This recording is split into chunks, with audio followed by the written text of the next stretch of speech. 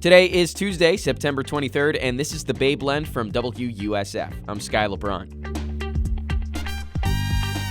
Today you'll hear about a church in Manatee County bringing groceries to immigrant families afraid to leave their homes due to recent ICE crackdowns. That plus a big-time book sale and a haunted history lesson in Pasco County you can go to. But first things first, the news.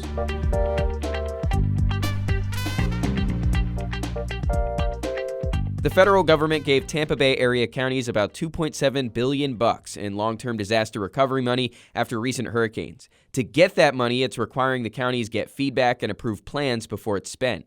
Emily Blaine with Sarasota County says a lot of residents there want that money to pay for housing. We're excited to be putting this money to good use, and we're hoping to spend it as fast as we can and get it out into the community and build and expand affordable housing for our area. The money would have to be used to make rental housing for low and moderate income families. In Sarasota, that's a family of 4 making less than $86,000.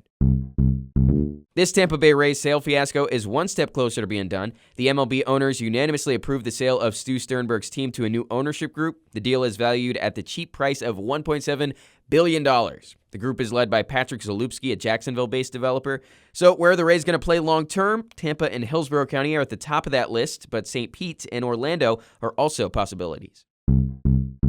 Rob Higgins was just named CEO of Athletics for USF, and he just held his introductory media conference Monday, and he sounded like a true businessman. Win the building, then win campus, then win the community, then win the country, in that order.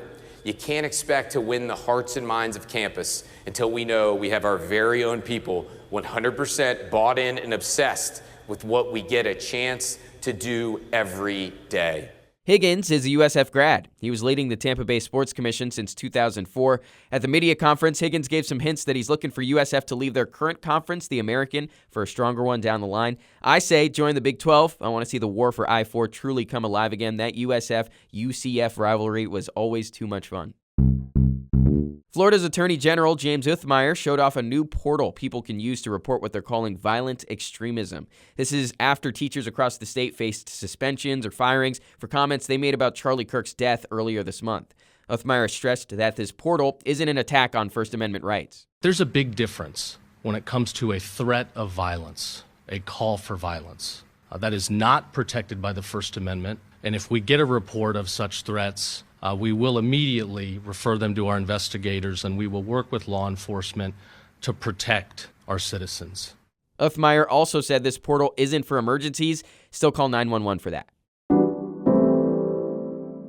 With recent ICE crackdowns, some immigrant families are more hesitant to leave their homes. They're worried being at the wrong place at the wrong time could lead to them being detained or deported. The Church of the Trinity, MCC, in Manatee County is helping some of these immigrant families out by providing them groceries straight to their doorsteps. WUSF's Nancy Guan got to talk to some of the volunteers about their mission. Nancy, do you know when this got started up? Yeah, so members of the Church of the Trinity, MCC, started this project a little over a month ago. They're calling it Food for Our Neighbors.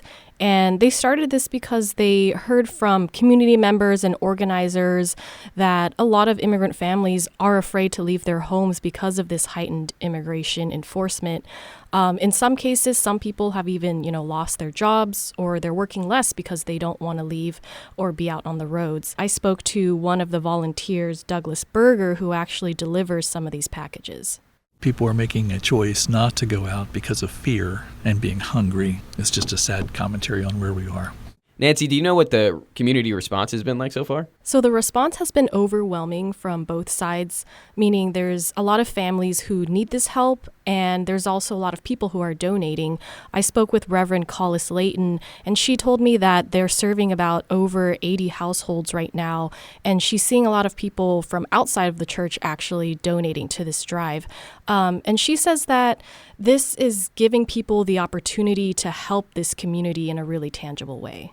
The biggest thing I hear from people is that they have felt during this time in our worlds and in our country that there's nothing they can do.